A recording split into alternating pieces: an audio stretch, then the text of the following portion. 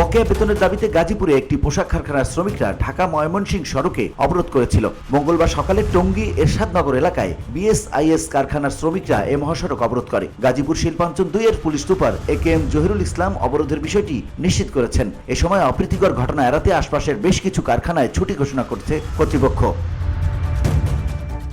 Police ও স্থানীয় সূত্রে জানা যায়, মঙ্গলবার সকালে টঙ্গী এরশাদনগর এলাকায় বিএসআইএস কারখানার শ্রমিকরা গত 1 মাসের বকেয়া বেতনের দাবিতে কারখানার সামনে বিক্ষোভ করেন। এক পর্যায়ে তারা বিক্ষোভ মিছিল নিয়ে ঢাকা ময়মনসিংহ মহাসড়ক অবরোধ করেন। মালয়েশিয়ান প্রযুক্তিতে তৈরি অত্যাধুনিক cleaning machine modern vacuum cleaner যে কোনো ধরনের ধুলো ময়লাকে পরিষ্কার করে ঘরকে করে তুলুন চকচকে ও আকর্ষণীয়। Modem, brand of luxury.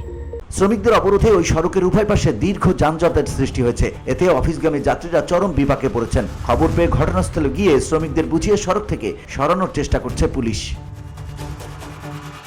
Tongi পূর্ব থানার ওসি ফরিদুল ইসলাম বলেন, শ্রমিকদের মহাসড়ক থেকে সরানোর চেষ্টা চলছে। অপরদিকে শ্রমিক মারধরের ঘটনার প্রতিবাদে গাজীপুরের মৌচাকে একটি কারখানার শ্রমিকরা ঢাকা টাঙ্গাইল মহাসড়ক অবরোধ করেছেন। এতে ওই সড়কের উভয় পাশে তীব্র যানজটের সৃষ্টি হয়েছে।